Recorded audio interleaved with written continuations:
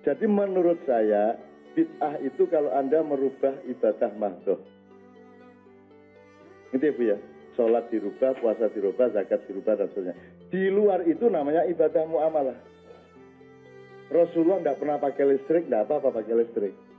Rasulullah tidak pernah pakai mikrofon, dan tidak apa-apa pakai mikrofon. Rasulullah tidak pernah naik pesawat sepanjang hidup. Semua Nabi dan Rasul tidak ada yang pernah naik pesawat. Mesake. Tidak ada Nabi punya menikmati internet. Tapi tidak apa-apa. Anda masuk internet tidak apa-apa. Twitteran, Facebookan tidak masalah. Yang penting Anda tidak melanggar larangan Allah. Misalnya menyakiti orang, memfitnah. Kan begitu. Itu bukan bid'ah. Kalau selawatan tadi pagi di bawah itu dicampur dengan sholat baru bid'ah. Sami Allahu liman hamidah, lir ilah, itu bid'ah ya. Jadi sekarang saya tanya, jadi selawatan tuh gimana, boleh enggak, Mas? Bid'ah bukan? Rasulullah enggak pernah loh mengulang tahuni dirinya, enggak pernah loh. Terus selawatan untuk dirinya, sholatullah, salamullah, ala toha. Enggak toha itu Muhammad toh. Ala toha, Rasulillah. Gak tahu masuk Kanjeng Nabi kata ngene-ngene nang awake dhewe. Sampai itu ya aneh-aneh. Enggak apa-apa. Asal tetap empan papan dan semua pada maqamat yang tepat. Gitu ya Bu ya. Jadi apalagi sekarang yang dipertengkarkan selama ini? Tahlilan. Muludan.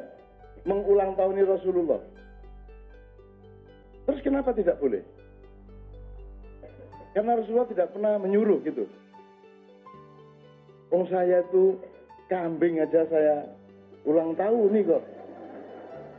Walang loh, tahu tak ulang tahun nih Rek. Lah kok saya mencintai Rasul saya dengan cara-cara yang saya tidak melanggar ibadah mahdoh, kenapa dilarang? Ya kenapa kita menganut sahabat? Sahabat posisinya sama dengan kita. Apa bedanya posisinya sahabat dengan kita? Yang inti adalah atiullah wa atiur rasul. Yang lain tidak pakai atiu. Kenapa? Umar itu ahli bid'ah nomor 1. Abu Bakar ahli bid'ah nomor 1. Utsman ahli bid'ah. What is bid'ah mean? Bid'ah artinya kreativitas. Mubti artinya orang yang kreatif atau orang kreator.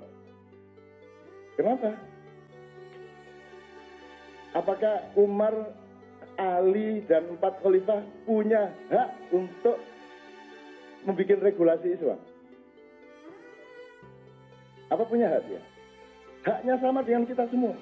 Meskipun kita takzim kepada beliau karena beliau orang yang dekat dengan Rasulullah, tapi haknya sama dengan kita. Bid'ah itu artinya Anda melakukan sesuatu yang ketika Rasulullah belum ada dan itu tidak pasti jelek. Misalnya mushaf, Mas, mana Quran tuh, mushaf itu. Tuh. Itu Rasulullah tidak pernah nyuruh, tidak pernah memerintahkan bikin mushaf itu, Mas. Itu bid'ah itu. Kalau mau ngomong bid'ah itu bid'ah mushaf itu loh, Mas. Itu loh, Mas. Yang sampean baca itu loh. Oh, itu aja bid'ah apa meneh Al-Qur'an Samsung. Note S5. Ya sekarang kalau Anda, anak-anak kita didik sebelum menyentuh itu harus wudu dulu lah. Saya terus piye? Nah, Al-Quran di handphone. Wudu dulu ndak? Tak gopo kabeh didik wudu. Tapi nang dini gue banyu kok.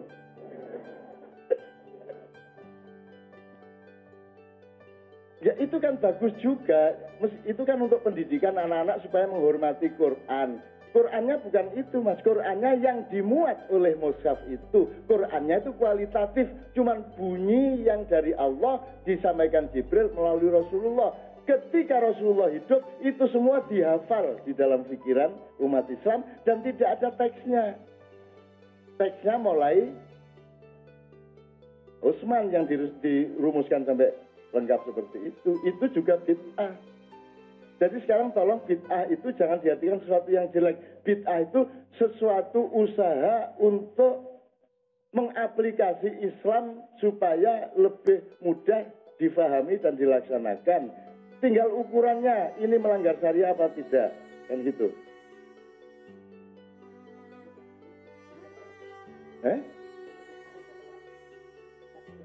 Ya kalau gitu bubarkan masjid ini.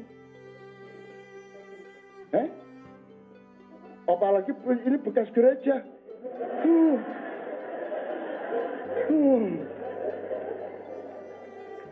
Ya Allah, masjid ini bekas gereja.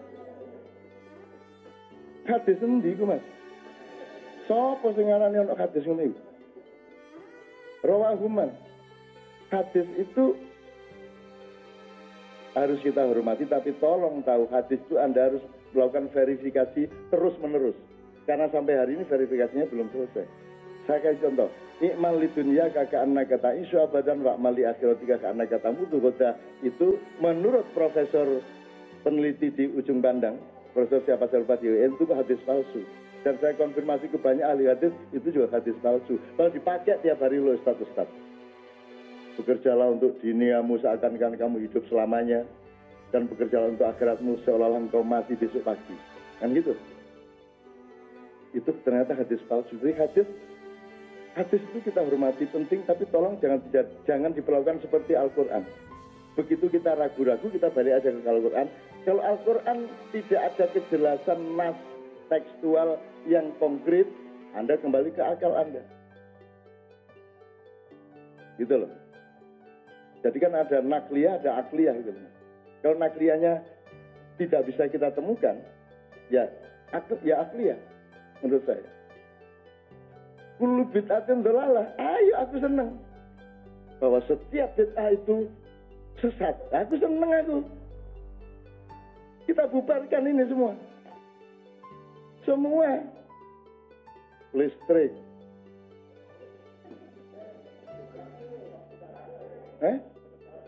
Pesawat udara, jadi menaik gaji merangkang. Karo ngelangi kan ya. Loh, Mas, saya tidak mengecam siapapun yang punya kehati-hatian seperti beliau ini. Mereka itu membid'ah-bid'ahkan apa sebabnya? Karena mereka ingin Islam itu jangan sampai dikotori oleh sesuatu yang tidak benar. Itu kewaspadaan teman-teman.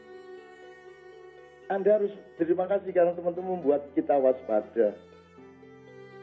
Nah, cuman kita minta tolong jangan judge, jangan klaim gitu loh.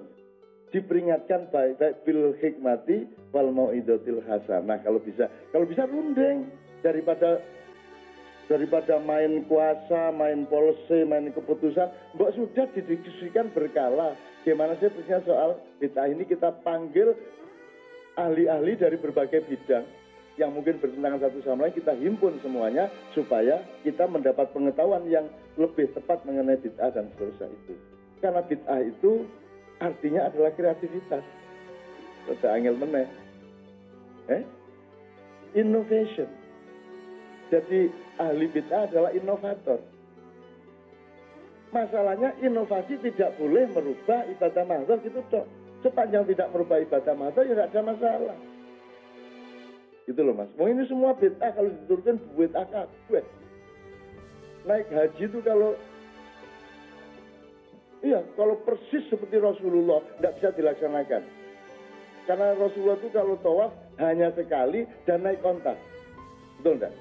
Sekarang bayangin, wong jalan kaki tidak pakai onta aja kerennya jatuh. Sekarang bayangin kalau 2 juta orang itu bergiliran mau bengang gonta. Jadi itu kira-kira butuh berapa kali lipat waktunya, Mas? Kalau pakai onta semua. Ceklek. Lihat terus untuk ke Hajar Aswad ya apa caranya? Mencolok juga unton. Jadi bil hikmah toh Mas, kita bil hikmah. Tapi kita tetap terima kasih loh kepada teman-teman.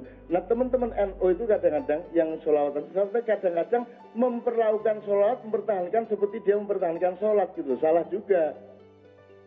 Jangan dipertahankan susah, benar, sholawatan ya enggak apa-apa. Enggak tahlilan ya enggak apa-apa. Gitu loh Mas. Jangan mempertahankan dengan jihad. Ayo ngelarang sholawatan itu, Allahu Akbar, serbu, ngelarang itu. Enggak selawatan, enggak tahlilan yang enggak apa-apa. Terus di mana kok pakai surat Yasin? Emang hanya Yasin Al-Qur'an dia mboten, Mas. Ya ndak. Cuman iki oleh muru iki sing apal iki Yasinan tok. Lah syukur ada kiai. Saya Yasin itu paling gampang. Wis saiki nek Al-Waqiah ngelundas semua. Kita waqatil waqil waqati akadzibah. Us ndak apal-apal kamu. Sukar sekali. Nah, Yasin itu yang paling gampang dihafalkan. Nah, teman-teman yang Yasinan tolong jangan anggap bahwa Yasin itu lebih penting dari ayat yang lain dan surat-surat lain di Al-Qur'an.